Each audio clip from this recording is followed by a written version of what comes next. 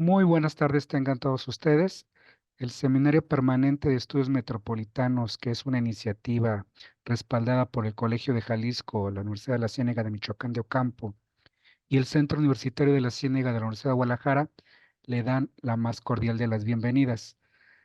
El día de hoy nos acompaña la doctora Karina Soto Canales de la Universidad Autónoma de Nuevo León con el tema Movilidad Urbana y Diferenciación Socioespacial desde la Complejidad, el caso de estudio del área metropolitana de Monterrey. Me voy a permitir leer para ustedes una breve reseña curricular de la doctora Canales, de la doctora Soto Canales, perdón, quien es arquitecta por la Universidad de Monterrey con maestría en Ciencias de la Planificación de Asentamientos Humanos y un doctorado en Arquitectura y Asuntos Urbanos por la Universidad Autónoma de Nuevo León. Algunas de sus líneas de investigación son localización de actividades, la movilidad urbana, la segregación y los imaginarios urbanos. Su experiencia profesional se vincula al desarrollo urbano y regional, así como al mercado inmobiliario. Ha participado en conferencias a nivel local e internacional y cuenta con diversas publicaciones en libros y revistas de investigación. Autora de La localización residencial en la fragmentación urbana, que es uno de los últimos trabajos y el más reciente. Es miembro del Sistema Nacional de Investigadoras e Investigadores desde el 2019 y Premio de Investigación de la Universidad Autónoma de Nuevo León en el año 2022. Estimada doctora Karina Soto, bienvenida a este espacio. Para nosotros es un gusto, estamos a tus órdenes y muy agradecidos de nueva cuenta por el tiempo que nos regalas y nos concedes y te escuchamos con muchísima atención. Pues nada, yo soy la que está agradecida con ustedes. Me encanta tener la oportunidad de charlar con personas que no están directamente en el espacio donde suelo trabajar, en donde suelo aplicar clases o seminarios. Y para mí es un honor que me hayan considerado para estar un momento con ustedes. Yo estoy lista para compartirles mi presentación para que vayan teniendo como pues conocimiento de lo que representa este tema visto desde la complejidad, que es un tema, un concepto en el que he estado trabajando los últimos 4 años por lo menos, y la verdad me tiene muy fascinada, muy a gusto, porque para mí ha sido como mucho más sencillo pues trabajar, ¿no? Eh, Voy a compartir pantalla, ¿de acuerdo? ¿Sí es así? Sí, sí, la vemos, adelante.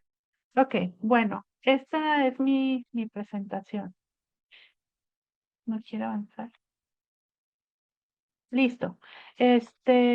Pues así como ahorita mencionaba el doctor Arellano, soy arquitecta, entonces hay personas que piensan que pues, los arquitectos se dedican como más a lo espacial, al diseño, en algunos casos a la planeación, y de hecho a algunas personas que trabajan en la planeación como que les cuesta trabajo más bien entender que hay otras disciplinas como la geografía, la sociología, los ingenieros que ayudan con la hidrología y la geología, que obviamente tienen que estar participando del proceso de planeación, y como que hay veces que sienten que el arquitecto es la persona idónea para hacer ese tipo de actividades.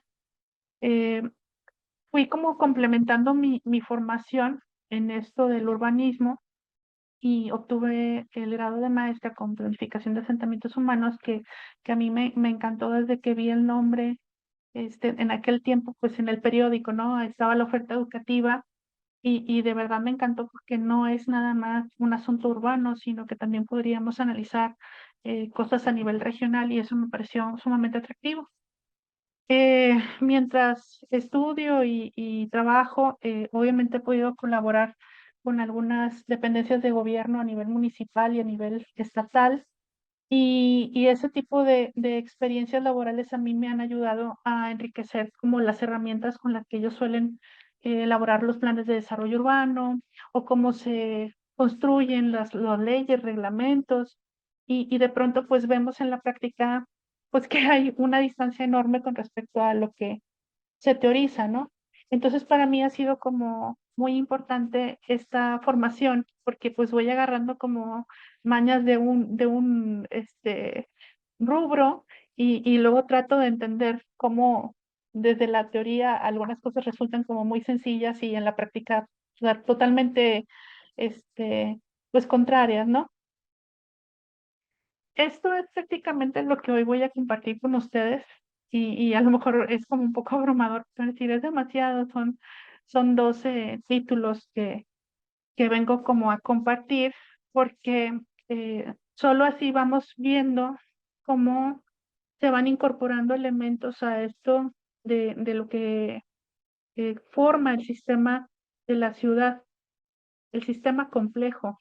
Eh, Estuve realizando una serie de trabajos sobre el sistema ciudad COVID, porque pues el COVID vino a reestructurar como muchas de las funciones de la ciudad y eso me ayudó como a darle lugar o cambiarle el lugar a servicios, a elementos como mobiliario urbano, entender cómo se distorsionaban, por decir, la segmentación social y pues espero que lo que les vaya a compartir el día de hoy les sea pues atractivo, ¿no? Pues para empezar, hay algo con lo que me gustaría como dejar como muy claro. Para mí, la segregación es algo que está como manifestado en diferentes áreas y hay veces que pues a lo mejor ingenuamente pensamos que las cosas que se habilitan en la ciudad son una garantía de que va a haber una calidad de vida mejor y sin embargo no todas esas decisiones o no todos esos proyectos resultan en algo benéfico para la población. Entonces, estas investigaciones de alguna manera exhiben cómo hay una diferenciación a nivel individual o colectivo y cómo se empiezan a desconectar, a excluir, a separar a las personas o a los barrios, a los habitantes de ciertos lugares. Y a veces es un asunto que se produce desde una elección propia, porque hay personas que deciden no incorporarse al sistema urbano y hay otras condiciones cuando por imposición se les relega a estas personas o a estos residentes y se les obstaculiza cómo conectarse o relacionarse en el espacio urbano. Entonces, pues todo este tipo de efectos producen segmentación, aislamiento, vandalismo, marginación y va como complicando la habitabilidad y interacción de las personas que habitan en las ciudades o en las metrópolis. También, pues, algunos de los proyectos que les comparto el día de hoy tiene una connotación donde es muy visible el poder adquisitivo, porque obviamente es este factor diferenciador, porque ellos tienen acceso a ciertos bienes y servicios y de hecho condicionan que al resto de la población puedan tener o no acceso a lo que ellos tienen. Entonces se habilita un desequilibrio espacial que en verdad pues lo podemos traducir como en esta serie de dicotomías que pues ya siempre la gente los conoce, ¿no? Ricos, pobres, la gente que es analfabeta y la gente que está con los máximos niveles de educación, este, y más o menos por ahí va este, la intención de esta charla. Entonces, me voy a hacer como un recorrido cronológico de las investigaciones y voy a comenzar con esta que es del 2013, que trabajé junto con el doctor Jesús Manuel Fichosuna y con el doctor Ricardo Garza Mendiola, que es un economista. Entonces, tratábamos de explicar el valor del suelo a partir de una serie de variables y cuando nosotros empezamos a trabajar este proyecto, pues teníamos 170 variables aproximadamente y fuimos descartando pues todas las que no tenían una injerencia sobre el valor del suelo y esta parte que sí viene en la pantalla que ustedes están observando pues son las variables que sí tenían un efecto directo sobre el valor del suelo en el municipio de San Nicolás. El municipio de San Nicolás es uno de los 9 municipios que forman la metrópoli de Monterrey y es el que prácticamente no tiene más espacio para urbanizar, está totalmente urbanizado. Cambiarían las condiciones si ellos quisieran modificar los usos del suelo o cambiar las densidades del lugar. Entonces, en este caso en particular, las variables que tenían una connotación con respecto a la movilidad urbana era un cociente de localización, que es como una herramienta econométrica que tenía una relación entre las unidades de transporte en circulación por AGEP, que son estas unidades que establece INEGI para analizar un grupo de manzanas con respecto a el área del municipio que estábamos analizando. Las unidades de transporte, ahorita hay gente que va a decir, bueno, ¿dónde se obtiene esa información? Porque pues mucha información no están en páginas oficiales del gobierno. En aquel entonces había una página que, aparte de mostrar los recorridos de la ruta, nos hacía ver cuál era la periodicidad, o sea, a cada cuántos minutos pasaba una unidad y desde qué horas a qué horas trabajaba. Entonces, más o menos podíamos calcular cuántas unidades de transporte podían transitar en una hora o en un día. Entonces, esa información, por decir, en este momento ya no está disponible, ¿sí? A veces nosotros como investigadores pensamos que conforme va avanzando el tiempo, pues vamos a tener como mejores fuentes de datos o bases de datos más completas y a veces es todo lo contrario. Entonces, si ahorita quisiéramos ejecutar nuevamente este proyecto, tendríamos una limitante porque no habría manera de recuperar esa información. Y otra de las variables que resultaba para explicar este modelo era la relación de el servicio de transporte, en el sentido de que hay zonas del municipio por donde no pasa el camión. Entonces, obviamente hay otros espacios que por la jerarquía vial o por la morfología urbana, pues tienen una mayor dotación de servicio. Entonces, aquí pongo como el sistema Ciudad COVID y cuáles son los elementos que se están relacionando con estas variables de investigación. En este caso, pues el valor del suelo, el espacio urbanizado, el servicio de transporte y el espacio por donde hay servicio de transporte. Luego, en el año 2014, cuando uno dice imaginarios urbanos de la discapacidad y la exclusión, como que no encuentra uno dónde está la palabra movilidad urbana. Y aquí en este caso en particular, pues se trata de una investigación de tipo cualitativa, donde recuperamos historias de vida de personas que tuvieron un periodo de incapacidad de varios meses y de cómo esta experiencia les hizo a ellos eh, identificar una serie de obstáculos que antes no habían sido pues, reconocidos por ellos mismos, ¿no?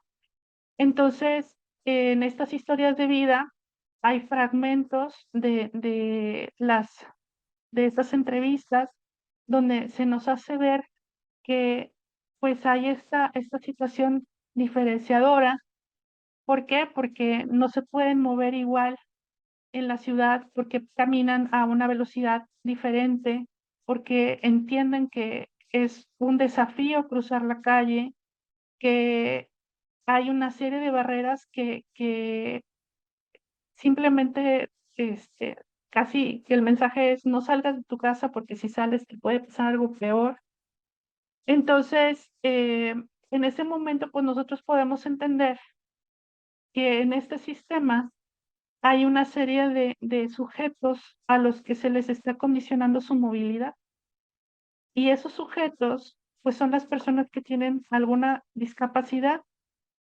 Incluso hay personas que tienen un accidente que durante un tiempo quedan pues limitados y entonces empiezan a ver, a este lugar no puedo ir porque pues, no hay una rampa, a este lugar el piso es muy resbaloso, no, me cuesta trabajo subir al camión. Entonces, a mí me gusta mucho como combinar investigaciones que son cuantitativas con una que es cualitativa para terminar como de comprender qué es lo que está sucediendo a otra escala, porque en este caso, pues no es una investigación de nivel metropolitano, sino que se identifican, vamos a decir, 5, 9 o 10 sujetos, y estas personas visibilizan o exteriorizan toda esta complejidad de transitar o moverse por la ciudad. Entonces vamos agregando elementos donde nosotros reconocemos esta diferenciación socioespacial en el proceso de ejecutar una movilidad urbana. Y entonces podemos reconocer, visibilizar a todos estos componentes del sistema. Para el año 2017, se me ocurrió, aún así, qué ocurrente eres, pues hacer otro ejercicio, pero más grande, porque era pues a nivel metropolitano.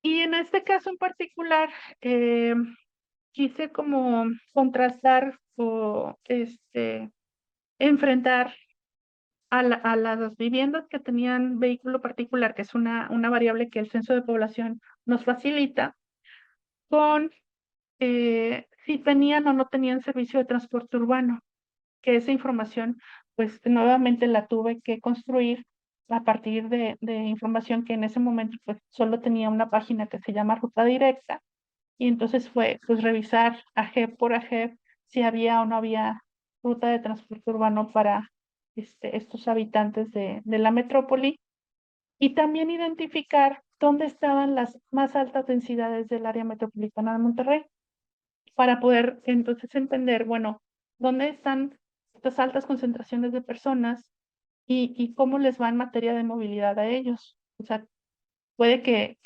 haya mucha gente, están en lo más lejano del área urbana, o más bien están en una zona suburbana, porque teóricamente pues están elaborados así, este, eh, los postulados de que pues quien tiene como menos poder adquisitivo le va a tocar vivir como más lejos, pero entonces le va a costar más dinero moverse a los espacios de trabajo.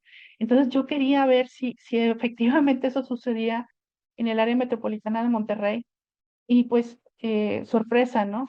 Este habitante o este espacio donde hay personas que no tienen carro y que tampoco tienen servicio de transporte urbano, está incluso en el primer radio de 5 kilómetros con respecto al centro metropolitano de Monterrey.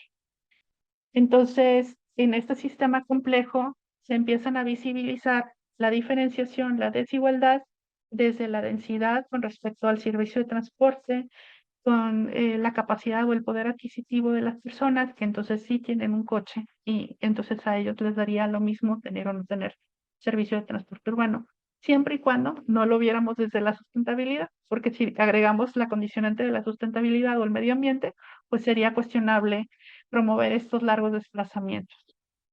Entonces, en ese momento, el Consejo Nuevo León habilitó una convocatoria para eh, investigaciones que se hubieran realizado en cierto tiempo, y a partir de esta como primer filtro, invitar a los investigadores a generar una política pública para resolver un problema o un asunto pues reflejado en alguna investigación, y yo quedé como preseleccionada, este, y pues desarrollé pues una política pública que se llama Modelo de Movilidad Urbana e Inclusión Socioespacial, que es como la respuesta positiva a lo que era como negativo que identificaba en el diagnóstico que les compartí hace un momento.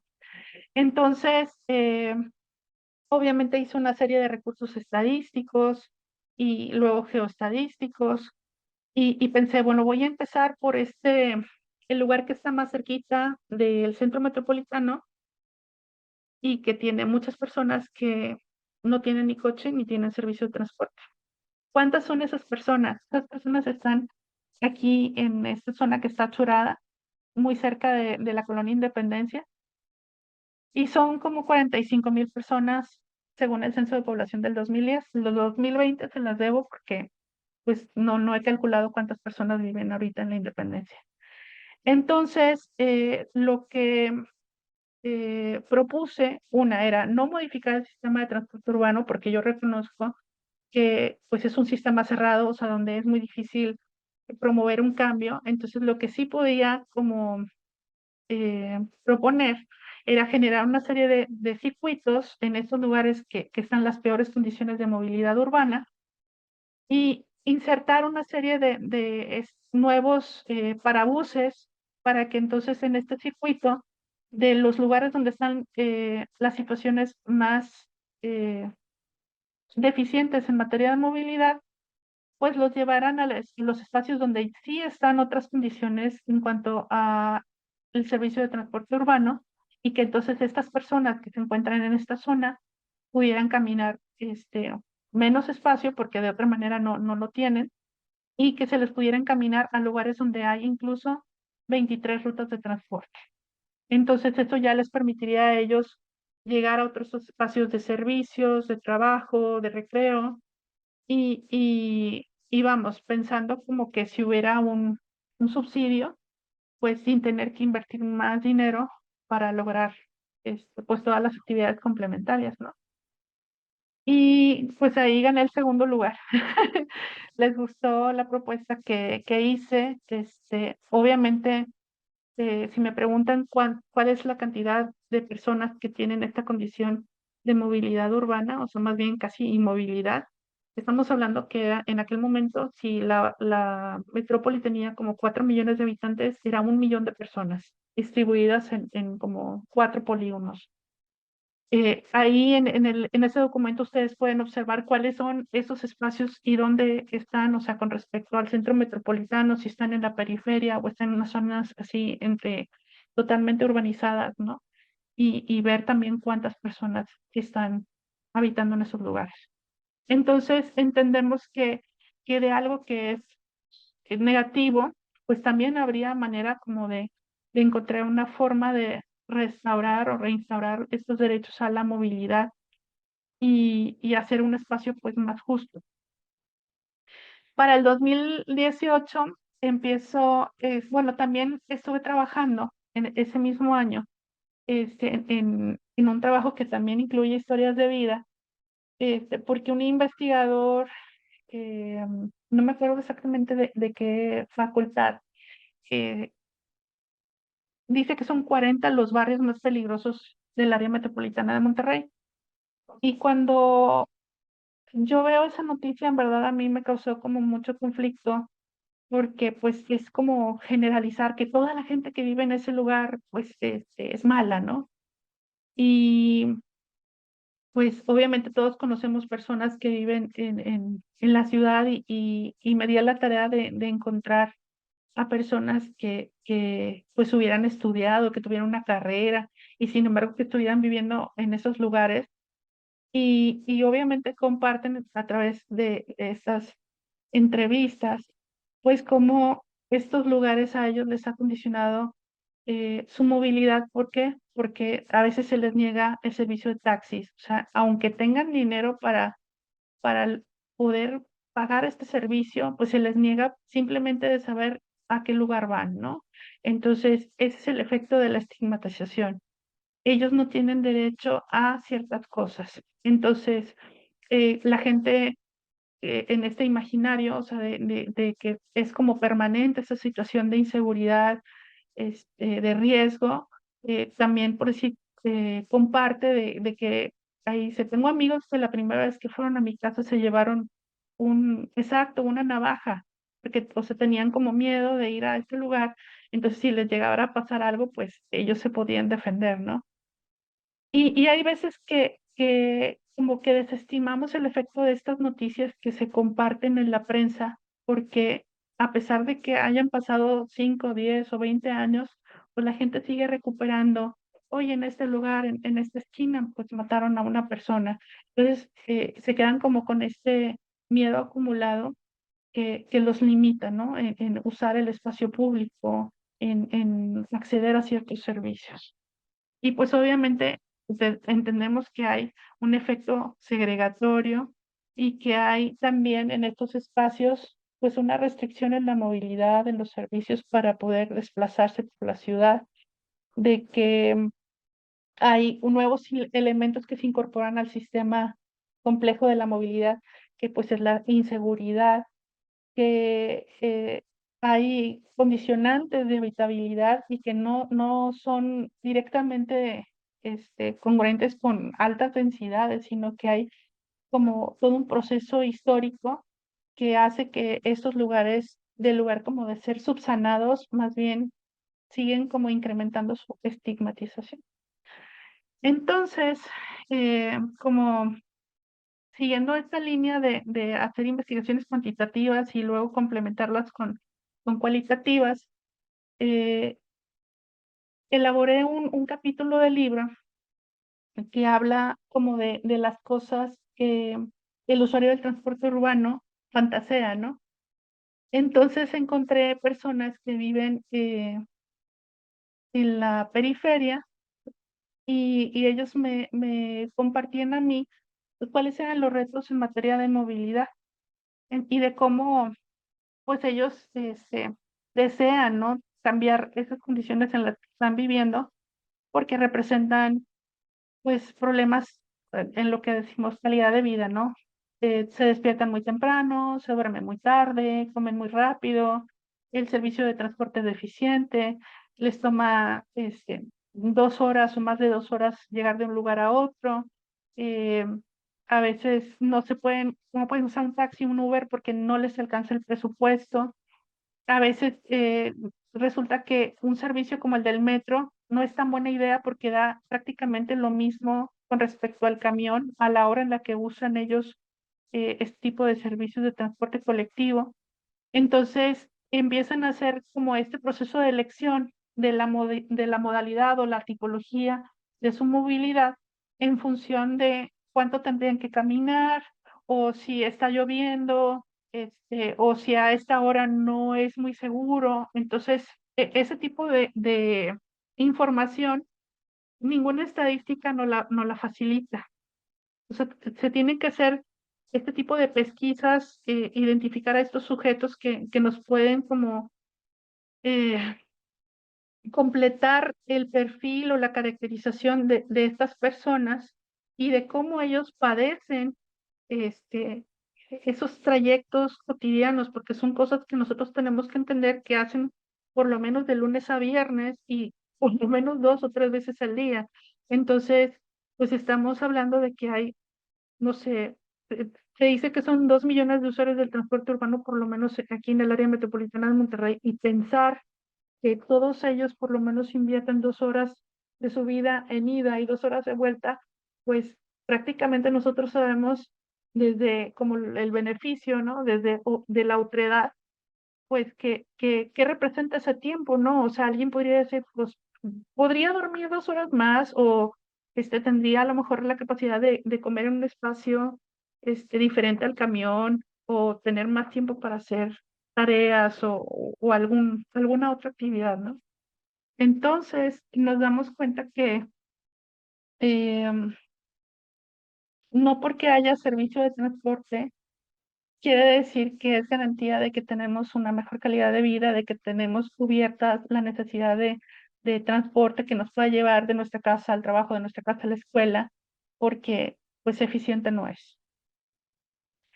En el 2020 volví a trabajar de manera así cuantitativa y cambié la escala otra vez. En ese momento, un amigo mío,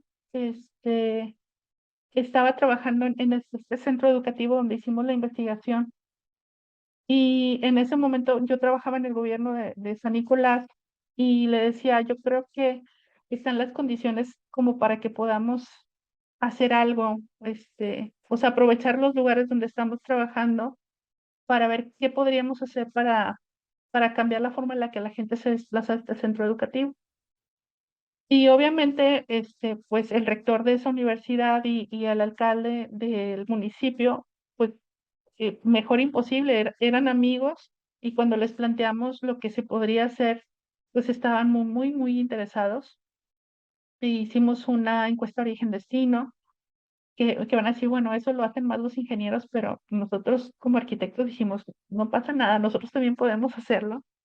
Y en este caso nosotros teníamos interés particular de la gente que vivía a cierta distancia del centro educativo, como para pensar que en un futuro no muy lejano, ellos podrían ir de su casa a la escuela de otra manera que no fuera en carro, porque hay la proximidad, o sea, están muy cerquita de este lugar y técnicamente pues están jóvenes, están en esta edad donde ellos podrían usar otro tipo de recursos para llegar a este lugar y no pensar que solo con un carro pueden hacer estos viajes o estos traslados cotidianos. Entonces, en esta primera como radiografía, eh, les comparto que cómo es que la gente se mueve más en carro que en cualquier otro medio de transporte. Entonces vemos cuáles son las tipologías con las que este universo de estudio se traslada a este centro educativo. Y también en este caso, la diferenciación es, van a decir, no alcanzo a ver la diferenciación. Aquí nosotros podemos ver el sistema de transporte urbano, que son todas estas líneas de color azul, pero también hay unas que son como de color morado. Esas son rutas donde ellos tendrían que pagar eh, un excedente, porque tendrían que tomar dos rutas de transporte para llegar a este lugar. Entonces, si nosotros hiciéramos una serie de anillos concéntricos, centrífugos, nos daríamos cuenta que hay gente que vive muy cerquita de la universidad y tendría que pagar el doble de una persona que vive a 5 kilómetros de distancia.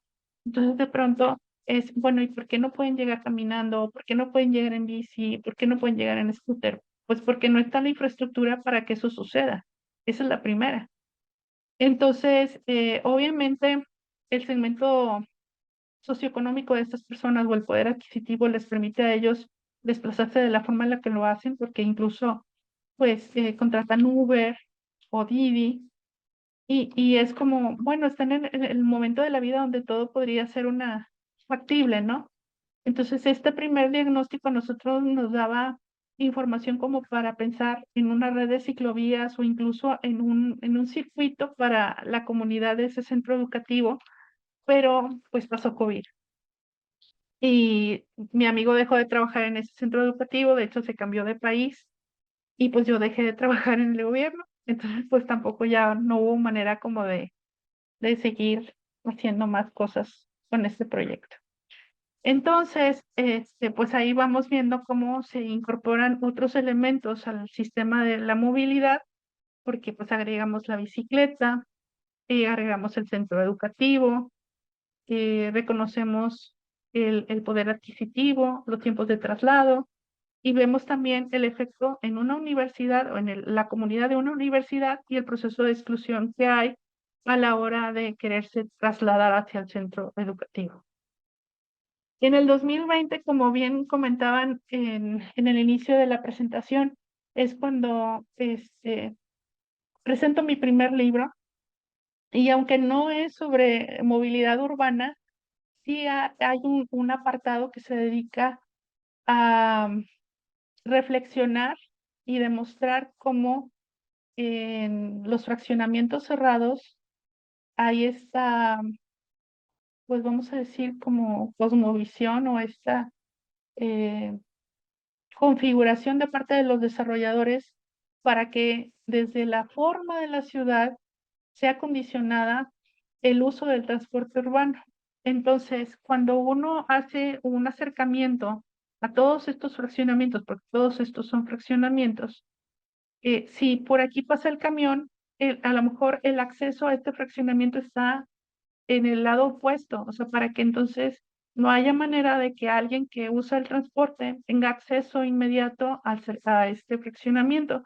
Y así, por decir, aquí pasa el camión, pero no está el acceso, pues por aquí, tendrían que darle la vuelta. Entonces, ahí vamos dándonos cuenta el proceso de exclusión hasta dónde llega con este tipo de productos del mercado inmobiliario. O sea, le niega o le dificulta a las personas que no tienen un vehículo, que no son residentes de estos espacios, pues les va a pedir que caminen mucho más para llegar a estos lugares, ¿no? y a veces es como muy incongruente porque pues son personas que van a trabajar a estas casas y pues prácticamente van a llegar más cansados, ¿no? Y luego van a decir, ¿y ahora qué es eso? En materia de movilidad, este, en el 2021, una alumna que se llama Sheila Ferniza, que es una persona que está en colectivos de movilidad, y yo estuvimos trabajando sobre tratar de demostrar cómo en el espacio del camión, o sea, como la unidad de camión, como una extensión del espacio público, había una segregación de género, o sea, cómo el lugar que ocupan las mujeres en el espacio del camión urbano está condicionado. Y entonces usábamos esta herramienta que son los mapas de calor y hicimos una diferenciación con respecto a si alguna vez habían presenciado o vivido algún suceso de violencia y si no habían eh, percibido o vivido, experimentado una situación de violencia en sus trayectos. Entonces, pues tenemos una imagen que está formada por tres, porque en una está todo el universo de estudio, en otra está aquellas que sí vivieron alguna especie de violencia y aquellas que no han vivido violencia y cómo ellas se ubican dentro del espacio del transporte. Entonces, esto pasa, por decir, en la noche, o sea, ¿dónde se van a ubicar ellas? Y en este caso, en la imagen que está del lado derecho, sería el lugar donde ellas no se sentarían, porque entonces hay una serie como de información que se ha pasado de generación a generación o que ellas mismas han percibido como un lugar de riesgo o de vulnerabilidad y eso los hace a ellas como replegarse dentro de estas unidades para evitarse estas situaciones de inseguridad o de acoso, de violencia. Entonces, al sistema le agregamos estos nuevos elementos y entendemos que hay una diferenciación en materia de género que está obviamente condicionada la utilización de este espacio, que es prácticamente una extensión del espacio público, que en esta nueva escala de investigación también se puede observar el efecto de la diferenciación, de cómo están replegadas las mujeres hacia ciertos lugares del transporte y pues vamos a decir que yo estuve trabajando casi simultáneamente en este documento y en otro que es meramente cualitativo y al rato lo van a poder observar porque pues era algo que nosotros nos dimos cuenta que no había sido abordado y que nosotros teníamos información de que era algo que sí estaba sucediendo. Entonces creíamos así como necesario, casi forzado, tener que exhibir o demostrar por qué la gente se comporta de esta manera. Y eso a ella y a mí nos ha permitido, por decir, ahorita formamos parte de un comité para evitar eh, el acoso dentro del sistema de transporte. Y por lo menos una vez al mes asistimos a unas reuniones con el gobierno del estado para poder como ayudarles a generar herramientas con las cuales ellos puedan eh, pues evaluarse en materia de seguridad y género. Y la verdad, a mí eso me tiene muy feliz. Bueno, al principio de la presentación también compartían que en el año 2022 gané el premio de investigación en la Universidad Autónoma de Nuevo León. Este fue el proyecto con el que ganamos ese premio. Un alumno de maestría que era mi asesorado, que es Jonathan Enrique Landín Martínez, y su investigación, pues se trata de cómo las personas de la tercera edad están excluidas, de cómo en el diseño de estos espacios públicos, que son los parques, pues está prácticamente maniatada la relación o interacción que ellos pueden tener en estos lugares. Pero en materia de movilidad, había unas, pues, variables que estábamos considerando para identificar cómo desde dónde llegaban estos usuarios del parque, ¿no? Entonces, consideramos la variable de proximidad para poder saber qué tanto estaban dispuestos a caminar estas personas para llegar a este lugar que es muy atractivo. Y pues sí, podemos identificar que entre más cerca, pues es más factible que ellos vayan al parque, ¿no? Y generalmente, o sea, de hecho, el día de hoy que tenía clase con mis alumnos de doctorado, decían, oye, es que no puedo creer la cantidad de parques que tiene San Nicolás. San Nicolás tiene muchísimos parques, sí, pero el detalle es que este es el más grande y tiene, vamos a decir, más amenidades que otros parques. Obviamente, si ustedes me preguntan, ¿es el mejor parque del área metropolitana de Monterrey? La respuesta es no, porque no está en San Pedro. Los parques de San Pedro están, pues todavía eh, más bien diseñados, vamos a decirlo de una manera sencilla y simple. Y en materia de accesibilidad, identificábamos cómo era que ellos llegaban al parque. O sea, sí, porque hay personas que llegan en carro, pero no es el caso de las personas de la tercera edad. O sea, a pesar de que ellos no se mueven con la misma facilidad que otras personas o que lo hacen de una forma más, a otra velocidad, vamos a decirlo así, como quiera ellos caminan hacia el parque. Entonces, obviamente en el desarrollo del documento, pues pueden identificar otro tipo de información que entonces nos hace comprender cómo la movilidad de estas personas pues es diferenciada y sin embargo pues todos tenemos derecho a esta movilidad, a esta accesibilidad al espacio público y como un aspecto de justicia social o justicia socioespacial, pues también tendrían que haber alguna serie de recursos implementados en el espacio público, o sea, en la calle, para que la gente pudiera transitar de una manera más justa y segura hacia los parques. Y sin embargo, pues está como un poquito descuidado. Bien, ahora ya estoy acercándome al 2024, por si están así de que cuántas diapositivas más, unas dos o tres, no se preocupen. En este caso, tengo como desde el año 2021 haciendo colaboraciones con una comunicóloga. Ella también está en el Sistema Nacional de Investigación. Ella ahorita está en la Universidad de Baja California y tenemos por lo menos tres colaboraciones, dos de las cuales ya están publicadas y esta es una de las que les quise compartir el día de hoy. En este caso en particular, este documento es sobre imaginarios urbanos y políticas, más bien biopolíticas, porque son cosas que surgieron a partir del COVID. Pues ahí nos damos cuenta de cómo es que están otros elementos presentes en este sistema complejo de la movilidad, de cómo pues se agregan estas como variables del aislamiento, de las biopolíticas, de este virus que se llama COVID, que vino a cambiar la dinámica de interacción, de utilización del espacio, de los servicios, de cómo el gobierno del estado identifica como un grupo de riesgo o un grupo excluido que requiere como una plataforma que le devuelva o reinstaure sus derechos y genera una serie de recursos para apoyar al personal médico, llámese doctores y enfermeras o personas que estaban asistiendo a los hospitales, genera estas nuevas rutas de transporte. ¿Por qué? Porque había evidencias, no, tal vez no en el estado de Nuevo León, pero sí en otras partes de la República Mexicana, donde las personas que más necesitábamos, o sea, que eran estas personas que trabajan en los servicios hospitalarios, pues eran violentadas, acosadas, y de alguna manera el gobierno de Nuevo León considera este tipo de recursos para garantizar que ellos lleguen con bien a sus puestos de trabajo. Entonces, nosotros analizamos cuál era el efecto en la red social de Facebook, o sea, qué tanto reaccionaba la gente con respecto a lo que estaba publicando el gobierno en materia de movilidad urbana.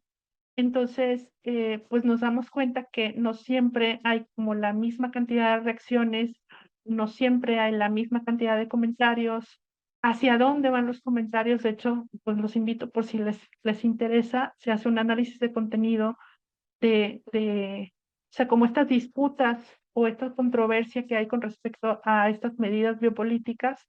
Y la verdad, pues ha sido toda una aventura porque pues sí, si me hubieran preguntado hace como 4 o 5 años que iba a andar haciendo algo así, pues la respuesta es no. Este, Y la verdad, está muy interesante porque nos damos cuenta cómo, este, pues hacen estos mecanismos para garantizar o mejorar la habitabilidad en condiciones de riesgo sanitario, y no siempre, pues está como homologada la reacción de las personas, y cómo es que, pues se hacen a lo mejor como desde la otredad, sin tener como empatía de todo el espectro socioeconómico que hay habitando en el área metropolitana de Monterrey, y cómo estas medidas para algunas personas eran simplemente, pues muy, eh, pues contradictorias, ¿no? Porque pues eran personas que tenían que seguir saliendo de sus casas para ir a trabajar, aunque supieran que estaba el riesgo de contagio, y que no había manera de quedarse pues, recluido, aislado, porque pues de otra manera no tendrían con qué comer o cómo salir adelante para pagar los servicios, ¿no? Y se me hace que este ya es el último. Este es el que les decía que es como el complementario, o es como, es que en verdad así me gusta trabajar, como el cuantitativo y el cualitativo, porque nos permite llegar como a otro tipo de razonamientos, otro tipo de evidencias. Y en este caso, eh, recuperé 23 historias de vida de personas que habían experimentado alguna clase de violencia de género dentro de sus trayectos cotidianos, y establecí a partir de la codificación sustantiva 9 categorías en las que había como información, que al menos a mí me permitía reconocer estas como vulnerabilidades, ¿no? Estos atributos que comprometían esta movilidad cotidiana de estas mujeres. A veces nosotros pensamos que, no sé, en la noche es más probable que sucedan cosas, y sin embargo, en esta eh, pesquisa que tuve, pues la evidencia es de que no, o sea, que hay veces que cuando está más desocupado el camión es cuando las personas que están dispuestas a cometer, vamos a decir, estas fechorías, porque no todo está como tipificado como delito, pues aprovechan de que se pueden mover más fácil adentro de la unidad del camión, y sin embargo, pues ya hicieron el daño, ¿no? Y de cómo estos comportamientos no son fortuitos, sino que más bien tienen como un modus operandi, de cómo eh, a veces como tenemos una idea del perfil del violentador o del acosador, y resulta que no es cercana a ese perfil, o sea, no es la edad de la que nosotros nos imaginamos, este, y de veras que este trabajo a mí me costó mucho, porque pues tenía que releer toda esta información, y es sumamente difícil de procesar, porque entendemos que estas personas pues confiaron en nosotros como para darnos toda esta información, y, y pues me sentía súper comprometida a terminarla, porque una vez que uno lo hace visible, uno o sea, espera que la otra persona que encuentre esta información le ayude a comprender el fenómeno de estudio, que consideren nuevas variables de investigación. Y la verdad, pues esto también me ha permitido, como ya les comenté, pues sentirme más capacitada en la participación que tengo en este comité, para que no haya más violencia en el servicio de transporte. Y pues eso sería todo. En este esquema más o menos les, les quise como visibilizar algunos de los elementos que incorporé en la presentación, y espero que les haya gustado, que ahora sí entiendan cómo es que la complejidad se puede abonar a cualquier tema de investigación, porque nos permite reconocer las escalas de investigación o las escalas en las que suceden estas situaciones, cuáles son los sujetos que están involucrados o los elementos que están presentes o ausentes, y de cómo incluso si nosotros pensamos que ese sistema de movilidad está como muy estático, como hay ciertos elementos que más bien están desde la emergencia, ¿no? Que están apareciendo y Mm. desapareciendo en función de las necesidades de los usuarios del sistema del transporte,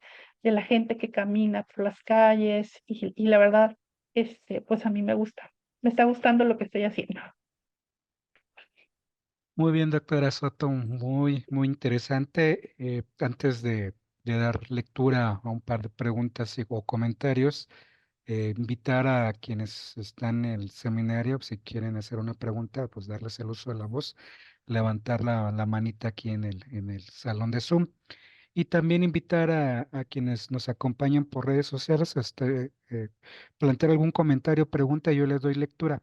En ese sentido, voy a iniciar con una pregunta, comentario del maestro Víctor Peña Merlo, que es de origen colombiano y está aquí en el doctorado en Ciencias Sociales, Súper. eh, eh, que te plantea lo siguiente, no sé si quieres tomarlo, y luego me voy a la otra también de otra persona muy Bueno, interesante. ok, voy a Dice, escribir. dice que nos plantea una pregunta escrita porque dice que no tiene micrófono ahorita en su equipo. Dice, hola doctora, felicidades por su exposición. Me parece un gran ejemplo de articular el método cuantitativo con el cualitativo para explorar muchas problemáticas al mismo tiempo. No sé si por favor podrías expandir qué pasa con las zonas donde se densifican las rutas de transporte público. Por ejemplo, el centro de la ciudad de Monterrey, según vi, son solo un espacio de tránsito, es una pregunta. Y de ser así, ¿qué problemáticas enfrentan? Muchas gracias.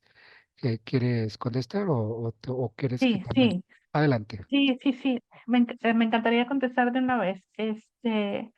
Repíteme por favor el nombre Víctor, de Víctor Peña Merlo. Víctor. Víctor.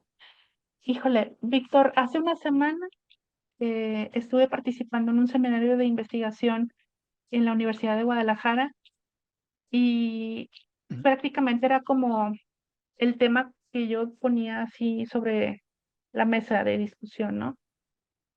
A mí el Centro Metropolitano de Monterrey me causa muchos problemas. En un espacio que no sé si conozcan o no Monterrey, pero en donde está la Alameda, que es un parque que ha estado en la forma de la ciudad desde hace muchos años, prácticamente uno de los primeros espacios públicos abiertos de la ciudad, llega el 33% de las rutas de transporte. El 33. ¿Cuántas rutas de transporte tiene Monterrey? Poco más de 188. Y la pregunta más difícil es, ¿y hay algo en la Alameda que necesite como que pasen todas esas rutas por ahí? La respuesta es no. O sea, sí hay tiendas, hay funerarias, hay edificios de oficinas, en un espacio relativamente cerca, vamos a decir unos 300 o 500 metros, posiblemente haya uno o dos edificios de departamentos, una universidad privada, pero directamente en ese lugar no. Eh, el Centro Metropolitano de Monterrey, según el Plan de Desarrollo Urbano, pues tiene muchos beneficios porque quien desea desarrollar proyectos en ese lugar, para empezar, pues tienen como los beneficios DOT, que es los polígonos de desarrollo orientado al transporte. Y obviamente en los últimos, ¿qué será? 20 años, 15 años, hemos visto generarse una serie de edificaciones verticales de usos mixtos y de vivienda vertical, eh, este, que están distribuidos no precisamente en una zona en particular, sino más bien como en unas 4 zonas. En el mapa que yo les mostraba la semana pasada, en ese evento, les hacía notar que a partir de las estaciones del metro, considerando radios de 500 metros, son tal vez unos 4 o 5 desarrollos que pudieran decir que van a aprovechar esa movilidad urbana sustentable. El resto de los edificios no está ni a 500 metros de las estaciones del metro. Y luego sucede todavía algo más difícil porque está suscitando el proceso de gentrificación. Estos productos inmobiliarios pues no son para, vamos a decir, un crédito de una vivienda de 1 millón de pesos, más bien están acercándose a los 3 millones de pesos. A veces solo tienen 42 metros de construcción. Entonces, pues estamos hablando de que la caracterización del usuario de estos nuevos desarrollos de vivienda, pues se alejan como de esta idea de que van a utilizar el metro, más porque en un análisis que hago sobre el origen-destino de estas líneas del metro, identificando, no sé, unos 10 subcentros urbanos, solo llegan a 2. Entonces, ¿cuáles son las posibilidades de que toda esta gente que se vaya a ir a vivir a esos departamentos trabajen en estos 2 subcentros? No creo que sea la mitad de ellos, ni la quinta parte, honestamente, porque para empezar, ninguna línea de transporte del metro pasa por San Pedro y no creo que vaya a pasar. Ahí está mi respuesta, Víctor. Espero Muy bien. que la haya completado. Mm. Estimada Karina, ¿puedes quitar tu presentación para poderte ver Ah, con sí, mayor? Mientras voy a leer, y antes de darle el uso de la voz a ya. la doctora Esmeralda Velázquez, de la Universidad de Guadalajara, una pregunta, comentario de Alan Moreira, que es de la Universidad Federal Río Grande del Norte, allá en Brasil, y de hecho que va a venir el próximo semestre a realizar una estancia aquí en el Colegio de Jalisco. Y te plantea lo siguiente, estimada Karina. Es muy interesante observar cómo la integración de políticas públicas con iniciativas comunitarias puede ser una clave importante para crear soluciones de movilidad urbana más inclusivas y equitativas. Este enfoque colaborativo puede servir como modelo no solo para Monterrey, sino también para otras regiones metropolitanas de México. Al analizar las especificidades y desafíos de Monterrey, podemos identificar alternativas que pueden adaptarse y aplicarse en diferentes contextos urbanos. Me gustaría saber más sobre cómo esta sinergia, integración territorial, puede implementarse efectivamente en Monterrey y cómo las lecciones aprendidas aquí pueden informar e influir en las políticas de movilidad en otras ciudades mexicanas. Te escuchamos, un comentario, Karina. Bueno, las políticas públicas. Híjole, bueno, con lo que pasó con COVID, para empezar hay algo que hemos estado trabajando la doctora Rosa María Alonso y yo, que eh, desde la forma en la que sucede la participación ciudadana, no está regulada la participación en redes sociales.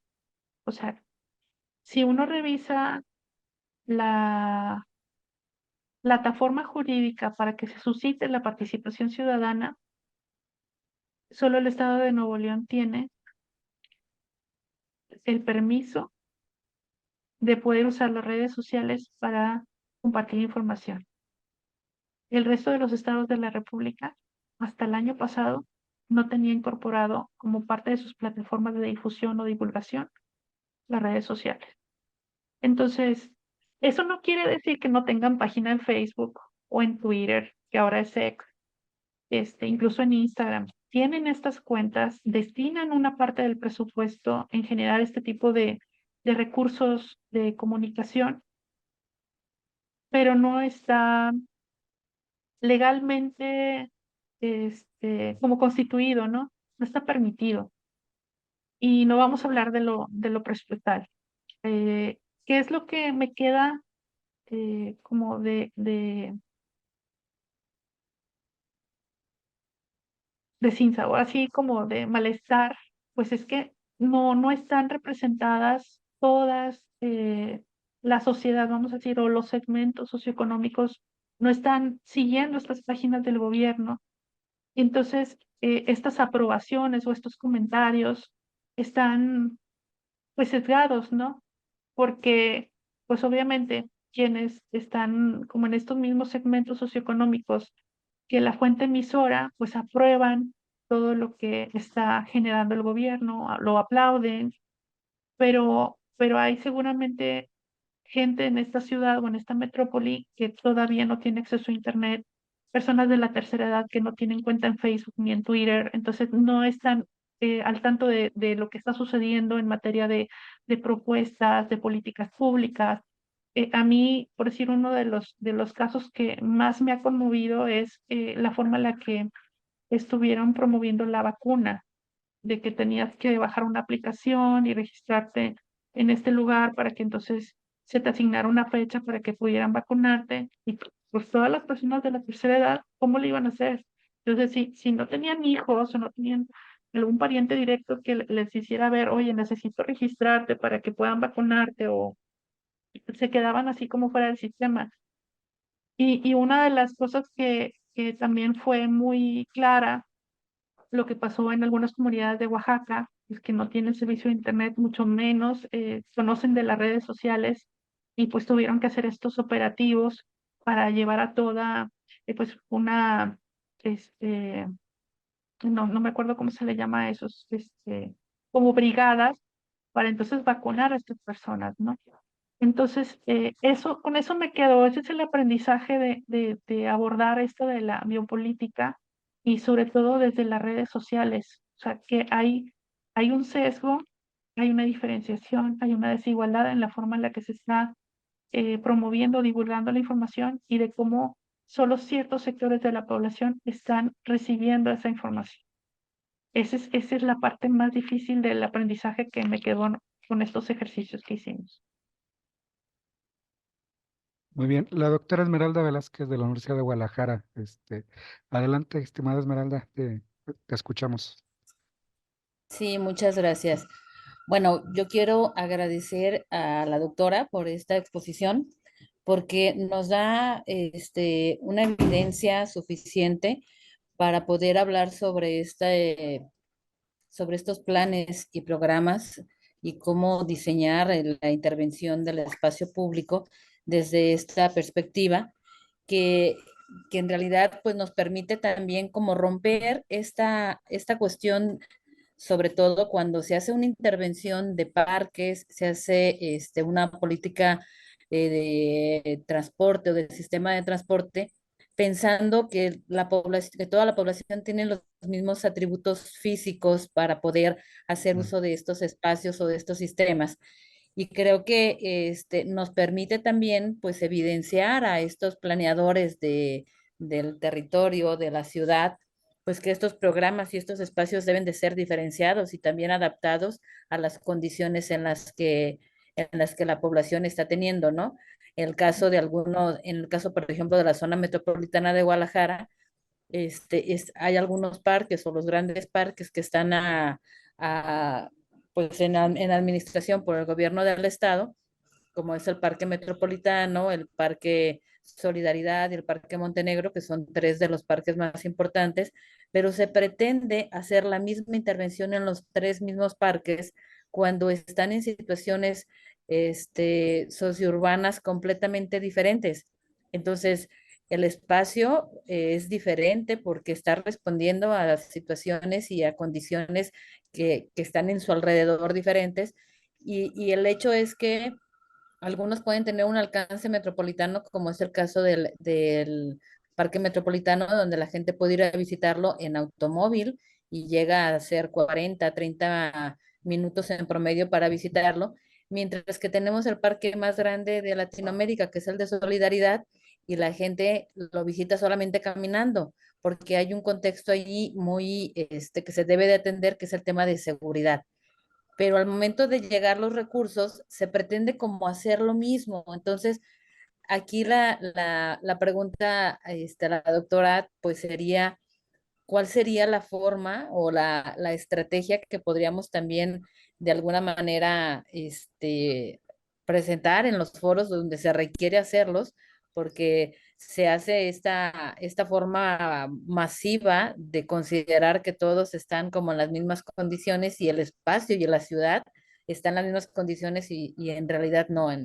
Entonces, me gustó mucho la forma y la metodología mixta que pudiste presentar, que en realidad da como mucho de qué poder interpretar y poder tener como la evidencia para llevar pues a los planificadores, ¿no? Pero ya vimos este tema de gobernanza, de la intervención de todos los actores que deberían de estar, y que bueno, también hay un factor importante que es el uso de tecnología, pero también no todos tienen el mismo acceso a estos medios digitales, ¿no? Sobre todo gente ya mayor.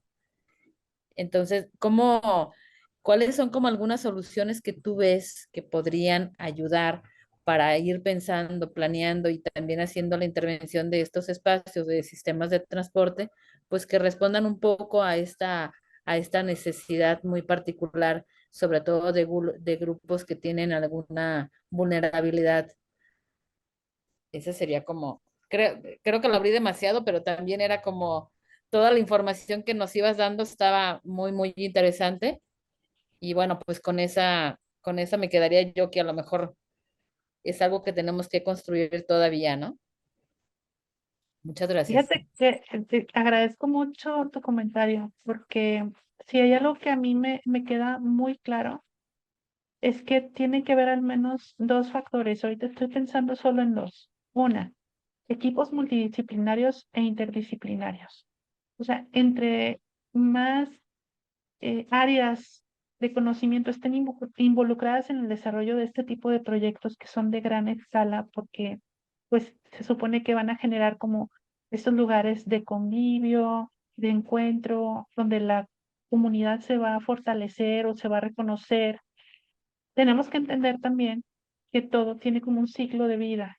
Entonces, hay veces que nosotros vemos como el programa arquitectónico urbanístico de un parque, y así como ahorita comentaste, todos tienen las mismas bancas, pues porque todos hicieron como este mantenimiento o remodelación con tal o cual administración, ¿no?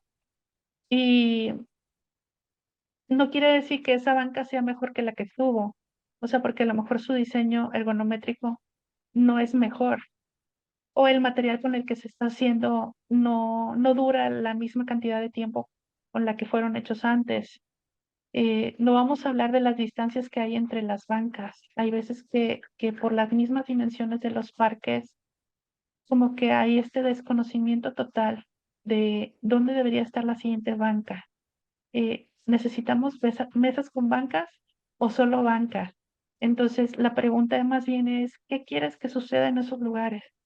Que la gente solo vaya a caminar. Entonces tú estás diciendo, una persona con obesidad, una persona de la tercera edad, no puede venir aquí, no es bienvenido, que se quede en su casa. Y nosotros tendríamos que estar poniendo como todas y cada una de las consideraciones que representan un reto o un obstáculo a superar para entonces generar espacios habitables, espacios donde todos se sientan seguros o incluidos. Ahí, estuvimos haciendo una revisión, por decir, de los parques, y más bien como la forma en la que están dispuestos estos elementos exacerban la segregación. O sea, dejan como un espacio para que solo estén las personas de la tercera edad y estos estén lejos del donde están los niños. Y entonces es, ¿qué va a pasar cuando un abuelito lleve al niño al parque? ¿Dónde se va a sentar? ¿Dónde lo va a cuidar? ¿Cómo va a interactuar con él? Y hay veces que las respuestas son como muy obvias. O sea, es que a lo mejor el adulto mayor ya no quiere jugar. ¿Y quién te ha dicho que no quiere jugar? O sea, hemos visto eh, videos en las redes sociales donde ponen columpios en lugares que parece que no se necesitan, y pues hay personas de la tercera edad fascinados jugando en esos columpios. Entonces, también es como desde esa manera como producir las respuestas o los proyectos de intervención, ¿no? ¿Qué es lo que sí podemos hacer a cierta edad que nos permite seguir jugando, que nos permite seguir disfrutando de este espacio? porque también es un derecho, dentro del derecho a la ciudad, el derecho a la belleza. Entonces, ¿cómo es que nosotros hemos como disminuido la cantidad de cosas que deberíamos de estar generando para hacer un espacio habitable, de convivio, de reconocimiento, y cómo más bien estamos construyendo estos espacios de exclusión, de segregación, de diferenciación, cuando todos tenemos un espacio aquí en la ciudad? O sea, estamos pagando un precio por seguir aquí o por vivir aquí y no estamos beneficiándonos de eso. Entonces, esa es la reflexión. O sea, necesitamos incorporar todas aquellas personas que puedan sumar desde su profesión y evalúen cuál es el efecto de cómo se están disponiendo de estos elementos en estos proyectos. Y también generar estos equipos de trabajo que sean intergeneracionales. O sea, no porque una persona de la tercera edad no sepa usar redes sociales quiere decir que su cosmovisión de cierto problema no sea valioso. Yo creo que eso también abona mucho a que los proyectos sean fortalecidos y se den mejores respuestas. Muy bien. Voy a dar lectura a un comentario, pregunta de Juan Manuel Jiménez Ramírez, que es alumno del doctorado en Ciencias Sociales, y dice así: un trabajo amplio e interesante. Mi pregunta es si cuando hablas de complejidad está relacionada con la teoría de Edgar Morin y cuál sería la herramienta metodológica para entender su aplicación. Muchas gracias. Sí. La respuesta es sí. Estoy trabajando en eso. No, no creo que haya una sola herramienta con la que pueda ser abordada la complejidad para el sistema de la ciudad y la movilidad. No, no creo que haya una sola respuesta de cómo estructurar estos elementos, estas escalas de análisis.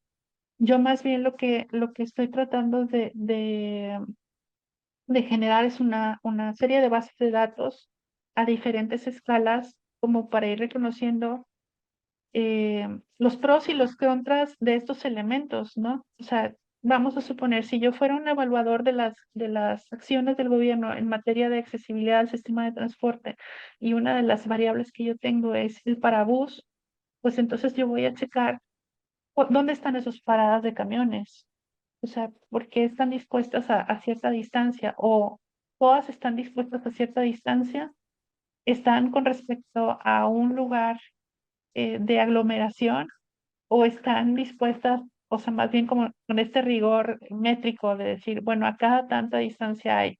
Obviamente estoy trabajando en un producto de investigación que espero muy pronto vea la luz. En el momento que lo tenga publicado, pues les voy a hacer de su conocimiento para que puedan acceder a él.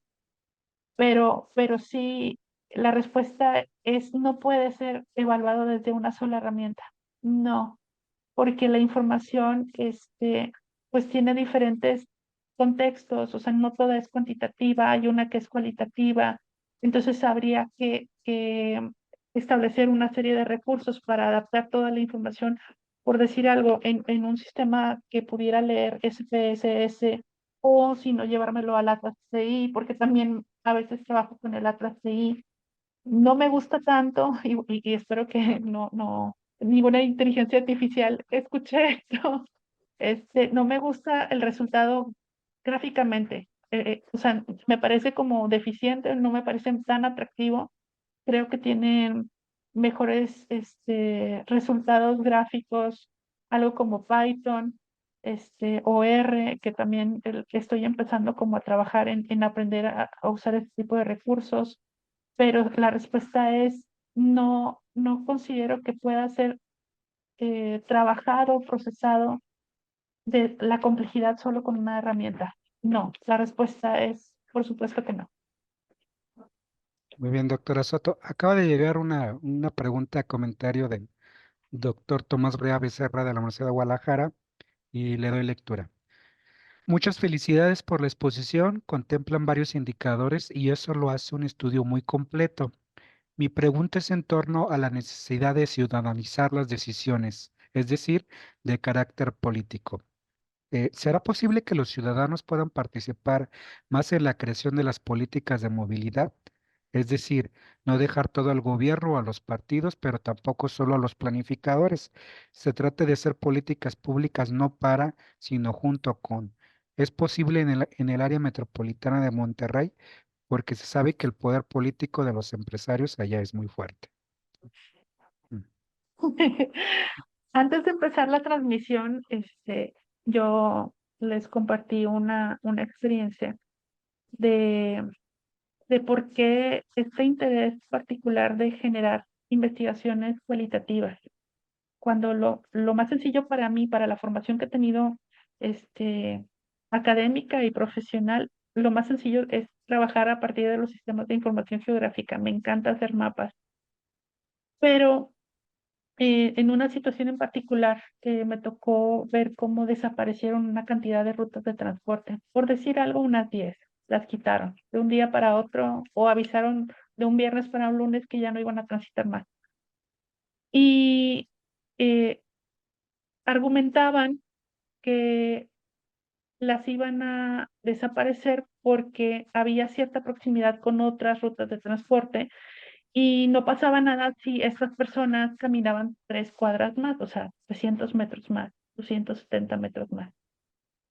En ese momento yo estaba trabajando en el municipio de San Nicolás y se hizo como una brigada, para, mientras el gobierno del estado daba respuesta a por qué había quitado estas rutas, pues seguir dándole este servicio a la comunidad afectada, en particular de una colonia que se llama Peña Guerra. Y lo que yo les comentaba antes de empezar la transmisión era de que en ese lugar como hay estos valores más altos de concentración de las personas de tercera edad. Entonces, cuando empezamos a pasar por estas colonias, pues nos damos cuenta que ellos usaban el servicio de transporte urbano para poder llegar a un hospital.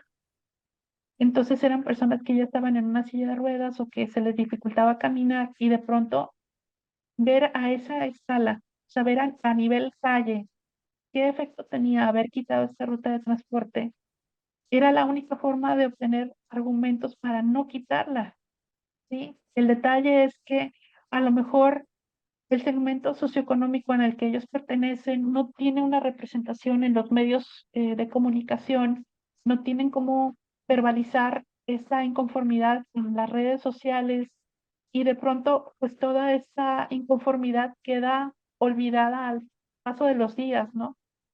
No fue la única colonia que se vio afectada y sí creo que somos muy afortunados en el momento en el que nosotros estamos insertos porque hay muchos recursos para hacer notar nuestra voz, ¿sí? Y también el gobierno está generando una serie de mecanismos. Aquí en el área metropolitana de Monterrey hay algo que se le llama presupuesto participativo. Me encanta, me fascina el modelo porque entonces buscan un representante de una colonia y esta persona inscribe proyectos para que sucedan, ¿no? Construir un parque nuevo, mejorar las banquetas de un parque lineal, pero no ha llegado a ese punto donde lo que pidan ellos es una ruta de transporte.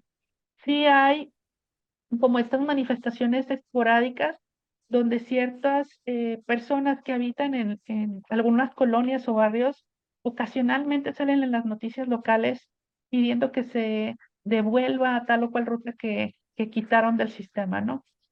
Pero como esto está más bien elaborado como costo-beneficio, a veces no se da respuesta a este tipo de solicitudes. Creo que debería de haber un recurso legal, ¿sí?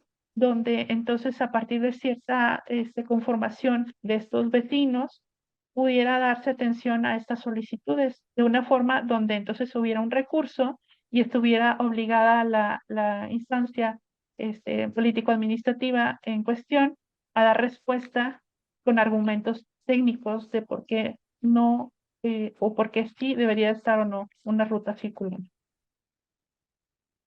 Estoy revisando redes sociales y también aquí los que estamos en el en el grupo de Zoom. Ya no hay preguntas en el grupo de Zoom. En redes sociales, Estela Osuna dice excelente tema, felicidades. Y revisando, creo que ya se han agotado. Entonces, estimada doctora Karina Soto, pues algo que quieras reiterar, resaltar o que se haya quedado en el tintero que nos quieras compartir a manera de cierre. Y la verdad nos dejas como buen sabor de boca y bueno, se ajusta a lo que venimos trabajando en todas las sesiones del Seminario de Estudios Metropolitanos, que es una escala, pero que nos permite ver obviamente como problemas complejos y multidimensionales, ¿no? Pues como al principio les dije, estoy muy agradecida de la oportunidad que me han dado de compartir este espacio, pues este tema que a mí me atrae tanto, porque en verdad hay personas que preguntan, bueno, esto de dedicarse a la investigación es agotador, no te gusta o por qué te gusta tanto. Y más bien es eso, de que cuando termina uno un proyecto, más bien encuentra cosas que se quedan incompletas o que uno quiere llevar a otro nivel de profundización, porque entonces ve que hay una nueva herramienta o porque hay más información o porque no se conocía precisamente como la conformación del universo de los sujetos y que interactúan como en este servicio del transporte urbano o de cuáles son los conflictos, por decir, de las paradas de camiones. Ahorita yo estoy así como enamorada, hipnotizada por lo cerrado que es el mueble, ¿no? O sea, me molesta el hecho de ver que tiene un techo que solo le da oportunidad a 4 personas de estar ahí. Me molesta la inflexibilidad, o sea, de cómo puede ser que hay paradas de camiones que hay 30, 50 personas esperando subir a un camión y está ese mueble como en el absurdo, ¿no? Entonces, en verdad, si no me pareciera tan estimulante o tan motivador el tema, pues seguiría trabajándolo en la misma escala. Pero esto de encontrar estos sujetos que me retroalimentan y que me hacen saber desde su experiencia cuáles son como todas las desigualdades o las injusticias, a veces me permite como reconocer estos elementos que desde mi conocimiento no están ahí, ¿verdad? Presentes, porque pues los desconozco porque no soy una usuaria del transporte urbano. Entonces, seguramente conforme vaya interactuando con otras personas que usan otras tipologías para realizar sus trayectos cotidianos, seguramente voy a poder abonarle también al sistema complejo de la movilidad. Eh, pero si me permites, doctora Soto, acaba de llegar un comentario, una pregunta, sobre todo me permito plantear la pregunta inquietud de Héctor Castellanos, de estudiante de un doctorado en la Universidad de Guadalajara, que participa mucho y plantea preguntas y yo que le ha sacado beneficio a quienes nos han acompañado.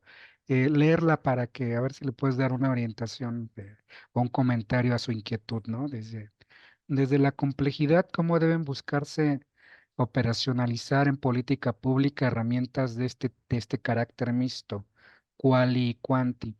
Si bien no toda la investigación debe convertirse en herramienta, ¿qué paradigma representante este abordaje en la conformación de equipos multidisciplinarios? No sé si te fue clara. No, me gustaría que lo volvieran a repetir. Te la voy a volver a leer. Yo te voy a entrar. Desde la complejidad, cómo deben buscarse operacionalizar en política pública herramientas de este carácter mixto qual y quanti. Si bien no toda la investigación debe convertirse en herramienta, ¿qué paradigma eh, representa este abordaje en la conformación de equipos multidisciplinarios? Bueno, hay algo que no sé si sea exactamente lo que está esperando respuesta, pero sí hay algo que a mí me queda claro que nosotros podemos hacer desde estos organismos como de vigilancia. Hay estos comités de planeación, de desarrollo urbano, de movilidad, y a veces lo conforman pues personas que están en las universidades, en organizaciones no gubernamentales, y ellos son como evaluadores de lo que están haciendo estas oficinas de gobierno para pues mejorar o abonarle la calidad de vida de los habitantes. En las ocasiones que he trabajado en el gobierno y que se me ha permitido como dar esta retroalimentación, hago mucha énfasis en que las formas en las que son ellos autoevaluados no son directamente proporcionales a cómo asegurar o garantizar que se están logrando los objetivos. En el sentido de lo siguiente, este, generalmente tienen estos datos de que contratamos 1000 policías más y así como que ya, por eso apláudeme, ¿no? Y entonces he tenido oportunidad como de permear con ellos de, es que ese discurso está agotado. Tú más bien tienes que decir que tú tenías una tasa de robo a casa habitación de 30 incidentes al mes y que lo redujiste a 15 incidentes al mes. Entonces le estás como devolviendo su seguridad. Eso sí, o sea, en la manera de que yo te estoy autoevaluando o evaluando, pues hablo bien de tu trabajo. O sea, no es todo en función de tener más patrullas, tener más calles pavimentadas, tener más semáforos, construir más pozos a desnivel, poner más puentes peatonales. Esa no es el discurso que está esperando este nuevo ciudadano, porque obviamente hay personas pues muy capacitadas que dicen, eso no va a resolver nada. Entonces, ese tipo de comités, cuando se conforman, porque ellos mismos también establecen quiénes los van a, a integrar, pues sería como un recurso ciudadano para permitir permear personas con este perfil multidisciplinario que pudiera reevaluar las consideraciones que ellos tienen para decir que está mejorando las condiciones de habitabilidad. Eso sería lo máximo que pudiera suceder. ¿Por qué? Porque se supone que son ciudadanos que no tienen una nómina y que tienen que hacer notar como eh, la voz de todas esas personas que conforman la ciudadanía, ¿no? Y desde su área de expertise, pues ellos podrían hacerle ver al gobierno cómo trabajar diferente para tener mejores resultados, ¿no? Muy bien, doctora. Un comentario final antes de hacer el cierre. Digo, perdón que haya y no quería dejar pasar esta pregunta, pero por Héctor, que siempre está constante, me atreví a hacerlo. No hay problema. Eh, Pues no, como te decíamos, muchísimas gracias por tu tiempo, la verdad, muy interesante. No sé si quieres darnos un correo electrónico o dónde te podrán molestar, o porque más de alguno ha preguntado por tus trabajos.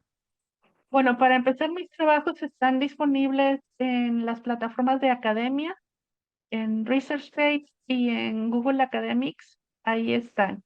Ah, El perfecto, libro que tengo publicado, ese sí está disponible en Amazon, está en la versión digital. Y perfecto. creo que para los que tienen Kindle está gratuito o algo así. Eso es lo que tengo la impresión, ¿verdad? Pero sí, casi todas las publicaciones están en las otras tres plataformas que ya les comenté. Me pueden seguir en las redes sociales y casi en todas tengo como el mismo usuario, es Karina-Urbanita, porque Ah, pues prácticamente eso es lo que soy. Soy un ente de la ciudad, soy feliz así paseándome por la ciudad. Hay gente que a veces me pregunta, o sea, ¿qué tanto conozco la ciudad? Y no es nada más es que tanto la conozco, o sea, sino cómo la uso, ¿no? O sea, en verdad, me paseo por diferentes parques, a veces voy a los mercados.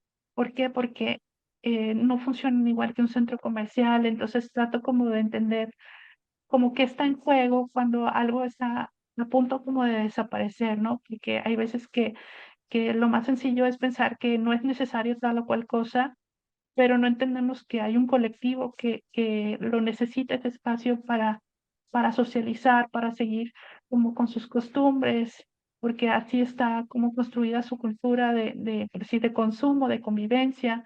Entonces, hay veces que no alcanzamos a reconocer, o sea, todos los elementos que están estáticos o emergentes en la ciudad y que no hay como un residente de estos espacios que sea como homologado, ¿no? Entre más grande sea la ciudad, pues también es más diverso este sujeto de investigación. Voy a cerrar incluso con esta reflexión pues en el cine, ¿no? Recientemente, en los últimos, no sé, 5 o 10 años, pues salieron estos dos productos de películas, ¿no? De Cindy la Regia y el de Ya no estoy aquí, que se llama Ulises. Y pues los dos son sujetos que viven en el área metropolitana de Monterrey y el comentario es, ninguno de ellos me representa a mí. Entonces, seguramente nosotros hemos visto también cosas que suceden en una ciudad pues, así como Nueva York, y no porque hemos visto estas series, quiere decir que todo esa gente que vive en esas ciudades, pues viven de esa manera, ¿no? Está sesgado. Entonces, esto de estudiar a diferentes escalas, un tema de análisis como la movilidad urbana nos permite identificar a todos estos sujetos o a estos usuarios de las diferentes tipologías y poder reconocer como los obstáculos que tienen que superar para poder disfrutar o vivir, sobrevivir la ciudad.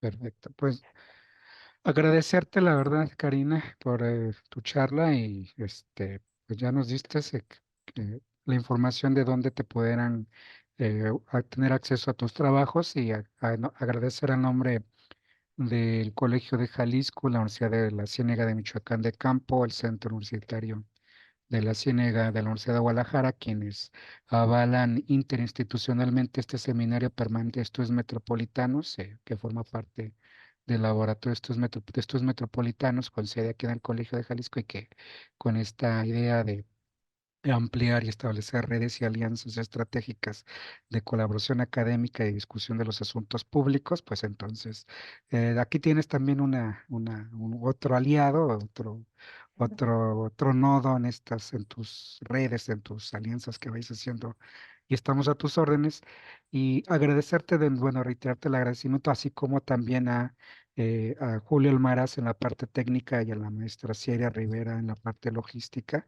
Y sin más, para no quitarles el tiempo y dejarlos descansar, desearles muy buenas noches y nos vemos en la próxima sesión con otro invitado, con otra temática en este marco de el Seminario Permanente de Estudios Metropolitanos, agradeciendo su asistencia virtual y pues desearles lo mejor a todos ustedes. Cuídense y hasta luego.